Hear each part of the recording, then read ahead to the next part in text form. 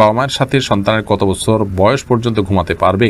4 রাকাত বিশিষ্ট নামাজের প্রথম বৈঠকে তাশাহুদের পর দুরূদ পড়ে ফেললে করণীয় কি? খাবার খাওয়ার সময় কি মাথায় কাপড় দিয়ে আবশ্যক? বাথরুমে উলঙ্গ হয়ে গোসল করা যাবে কিনা? মোবাইলে অশ্লীল ছবি বা ভিডিও নিয়ে নামাজ পড়লে কি নামাজ কবুল হবে? পায়খানা থেকে বের হয়ে কি ওযু না করলে গুনাহ হবে? আসরের পর থেকে মাগরিবের আগ পর্যন্ত পড়াশোনা করলে নাকি সমস্যা হয়? কথাটা সত্য না? আল্লাহর কাছে জীবনের সমস্ত দোয়া কবুল হওয়ার জন্য আমি কি করতে পারি?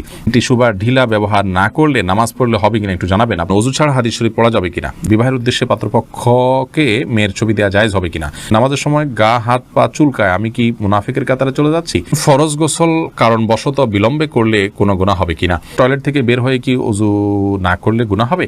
ইসলামিক নাশিদ শুনলে কি সওয়াব হবে? জানাজার নামাজের কাতার কি বেজোড় হতে হবে? কেউ সফরে আছেন কিন্তু সফরের নিয়মে কসর না পড়ে নরমালি নামাজ পড়লে তার নামাজ হবে কিনা? সামিতা জেরিন আপনি লিখেছেন ওযু ছাড়া হাদিস শরীফ পড়া যাবে কিনা? জি, হাদিস পড়তে পারেন। হাদিস পাঠ করার জন্য ওযু এটা জরুরি নয়। ইসলামিক বই পুস্তক পড়ার জন্য ওযু জরুরি নয়। ওযু জরুরি হবে কোরআন কারীম যখন স্পর্শ করবেন পাঠ করার সময়, সেটি মুখস্থ পড়লে কোরআন শরীফ তেলাওয়াত করার জন্য আপনার মুখস্থ ওযু থাকা জরুরি নয়। মোহাম্মদ রিদওয়ানুল বাশির লিখেছেন জানাজার নামাজের কাতার কি বেজোড় হতে হবে? জানাজার নামাজের কাতার এটা বেজোড় হতে হবে এমন কোনো শর্ত নেই। আমরা অনেক মনে করি যে জানাজা নামাজের কাতার এটা বেজোড় হতে হবে 3, 5 বা 7, এরকম কোনো আবশ্যকতা নেই। ওসমান গনি লিখেছেন ইসলামিক নাশিদ শুনলে কি সওয়াব হবে? আল্লাহর প্রশংসার কথা যদি সেখানে থাকে, নবী সাল্লাল্লাহু আলাইহি ওয়াসাল্লামের প্রতি দুরূদের বিষয় থাকে বা এরকম ভালো কিছু থাকে, তাহলে সেটি থাকলে সন্দেহাতীতভাবে ভালো, কিন্তু এটা জন্য নির্দিষ্ট কোনো সওয়াব হবে এমন কোনো কথা কিন্তু নেই কোরআন হাদিসের আলোকে। আব্দুল মতিন আপনি লিখেছেন মোবাইলে অশ্লীল ছবি বা ভিডিও নিয়ে নামাজ পড়লে কি নামাজ কবুল হবে? নামাজ কবুল হয়ে যাবে, কিন্তু মোবাইলে ছবি, অশ্লীল বা হারাম কোনো কিছু নিয়ে যদি আপনি সালাত আদায় করেন তাহলে সেক্ষেত্রে আপনি আল্লাহ রাব্বুল আলামিনের সামনে দাঁড়াচ্ছেন, সে অবস্থায় আপনার যে মন মানসিকতা থাকা উচিত সেটি হচ্ছে না। আর এই অশ্লীল কোনো কিছু আপনার মোবাইলে যদি থাকে, খারাপ কোনো কিছু যদি থাকে, তাহলে সেটা সালাতরত অবস্থায় থাকলে সেটা যেরকম অপরাধ, ঠিক একইভাবে সালাতের বাইরেও সেটা থাকাটা আপনার জন্য অপরাধ। বিধায় এর কারণে সালাতে কোনো প্রকার ব্যাঘাত হবে না। সালাতে যদি আপনি মনোযোগ দিয়ে সালাতের যে অন্যান্য শর্ত আছে সেগুলো আপনি পূরণ করে সালাত আদায় করেন তাহলে সালাত তো হয়ে যাবে।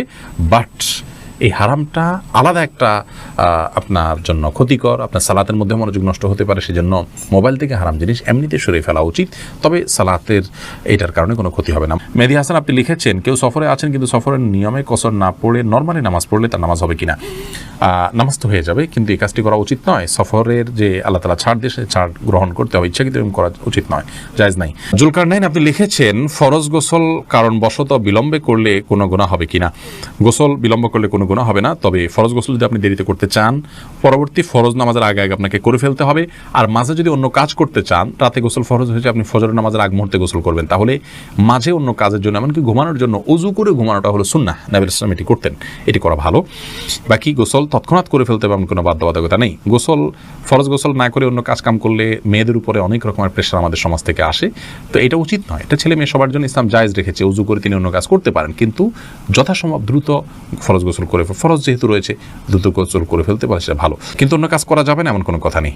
এমনি শাকিল ইসলাম লিখেছেন টিস্যু বা ঢিলা ব্যবহার না করলে নামাজ পড়লে হবে কিনা একটু জানাবেন। আপনি যদি পবিত্রতা অর্জন করেন পানি দিয়ে এবং ভালোভাবে করেন, আপনি নিশ্চিত হন যে আর পেশাব বের হয়নি, তাহলে সেক্ষেত্রে আপনার নামাজ হয়ে যাবে। আপনার পবিত্রতাটা নিশ্চিত করাটা হলো মূল বিষয়। আমরা হাবিবুর রহমান লিখেছেন টয়লেট থেকে বের হয়ে কি ওযু না করলে গুনাহ হবে? না, এটা কোনো জরুরি না, তবে সর্বাবস্থা ওযু অবস্থা থাকতে পারলে ভালো, জাস্ট ভালো, কিন্তু না করলে গুনাহ হবে এমন কোনো কথা নেই। তাহমিনা রিপা আপনি যা লিখেছেন বিবাহের উদ্দেশ্যে পাত্রপক্ষকে মেয়ের ছবি দেওয়া জায়েজ হবে কিনা? এই ছবি দেওয়া জায়েজ হবে যদি পাত্রপক্ষ সেই ছবির আমানত দায়িত্ব রক্ষা করবে বলে আপনার বিশ্বাস হয়। তাকে দেখালেন এবং এরপর তিনি ডিলিট করে ফেলবেন, অন্য কারোর কাছে এটা দিবেন না, বা তারা দল বেঁধে নারী পুরুষ সবাই মিলে দেখবেন, মাহরাম গারে মাহরাম বা যাদের জন্য দেখা যায় না তারাও দেখবেন, এরকম সম্ভাবনা থাকলে বা আশঙ্কা থাকলে সেক্ষেত্রে তাদেরকে এটা দিবেন না, দেওয়া জায়েজ হবে না। বরং আপনি মোবাইলে ছবি নিয়ে গেলেন বা কাউকে দিয়ে পাঠালেন, দেখলো, তারপরে আপনি নিয়ে আসলেন বা তাদেরকে ওসিয়ত করলেন তারা যেন দেখার পর এটাকে ডিলিট করে দেয় এবং অন্য পুরুষরা যেন না দেখে পাত্র ছাড়া, সে বিষয়গুলো বলার পর তারা আমল করবে এরকম মনে হলে সেক্ষেত্রে দেওয়া যাবে, কোনো অসুবিধা নেই। সাজিদ আল রাজি আপনি লিখেছেন আল্লাহর কাছে জীবনের সমস্ত দোয়া কবুল হওয়ার জন্য আমি কি করতে পারি? দোয়া কবুলের জন্য প্রথম কাজ হলো আপনার হালাল উপার্জন থাকা, দ্বিতীয় শর্ত হলো নবী সাল্লাল্লাহু আলাইহি ওয়াসাল্লামের প্রতি দুরূদ পাঠ করে আপনি দোয়া করবেন, সেই দোয়া কবুল হওয়ার সম্ভাবনা অনেক বেশি। তৃতীয় হলো দোয়া কবুলের জন্য অস্থির হবেন না। দোয়া কবুল হওয়া মানে আপনি যা চেয়েছেন তা পেয়ে গেছেন এটা নয়। অনেক সময় আপনি যা চেয়েছেন সেটা পাওয়ার মধ্যে আপনার অকল্যাণ আছে, আল্লাহ তাআলা সেটা না দিয়ে আপনার জন্য কল্যাণ রাখেন এবং এর বিনিময়ে আপনাকে অন্য কিছু দেন, সওয়াব দেন, সেটাও কিন্তু এক ধরনের দোয়া কবুল। বিধায় এ ধরনের অস্থিরতা এবং ব্যাকুলতা এটা আমাদের মধ্যে থাকা উচিত নয়। নবী আলাইহিস সালাম বলেছেন যে দোয়া বান্দার কবুল হয় মালাম ইয়াস্তাজিল, যদি সে তাড়াহুড়ো না করে। তাড়াহুড়ো করা মানে হলো দোয়া করলাম হচ্ছে না কেন, কাঙ্ক্ষিতটা পাওয়াটাই মনে করি আমরা দোয়া কবুল হওয়া, এই দৃষ্টিভঙ্গি থেকে আমাদেরকে বেরিয়ে আসতে হবে। এমনি হাবিবুর রহমান লিখেছেন পায়খানা থেকে বের হয়ে কি ওযু না করলে গুনাহ হবে? পায়খানা থেকে বের হয়ে ওযু করার ব্যাপারে আমরা একটু আগে বলেছি না, গুনাহ হবে না। সবসময় ওযু অবস্থা থাকতে পারলে ভালো, কিন্তু না করলে গুনাহ হবে না। ফেরদাউস সালাম লিখেছেন নামাজের সময় গা হাত পা চুলকায়, আমি কি মুনাফিকের কাতারে চলে যাচ্ছি? না, মুনাফিকের কাতারে যাচ্ছেন না। আসলে অনেকে আছে যে সালাতের সময় অন্য কোনো কাজ পাচ্ছে না, তো এই জন্য শরীর চুলকায়। আপনি সালাতের অর্থ যদি বুঝেন, মর্ম বুঝেন, সেটার দিকে খেয়াল করে যদি আপনি গভীরভাবে সালাতের প্রতি মনোযোগী হন এবং সালাত আদায় করেন সেরকম মনোযোগের সাথে, ইনশাআল্লাহ দিলে আপনার এই সমস্ত মনে আসবে না। তবে এটার কারণে আপনি মুনাফিকের লক্ষণ নিজের মধ্যে আছে এমনটি মনে করি আপনি মন খারাপ করার কোনো কারণ নেই।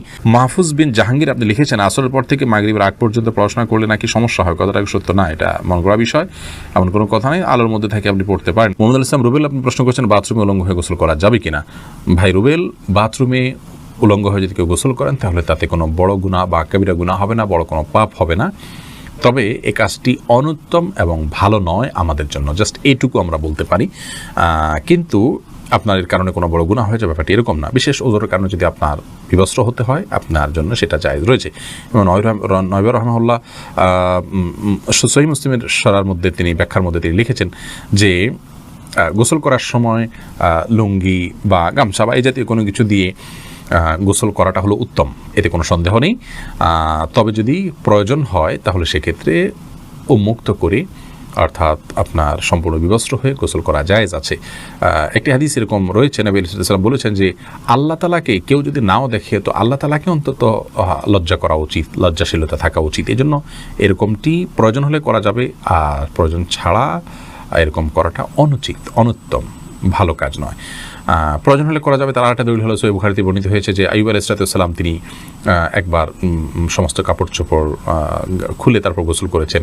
তারপরে মুসা আলাইহিস সালামের ব্যাপার আপনারা জানেন যে তিনি গোসল করতে নেমেছেন, পাথর তার কাপড় নিয়ে দৌড় দিয়েছে, তিনি তার পিছনে দৌড়াতে শুরু করেছেন। এগুলো সব বিশেষ কারণে এবং বিশেষ প্রেক্ষিতে, তাছাড়া এগুলো আগের শরিয়াত, সেগুলোর বিধান আমাদের জন্য হুবহু যে প্রযোজ্য তা নয়।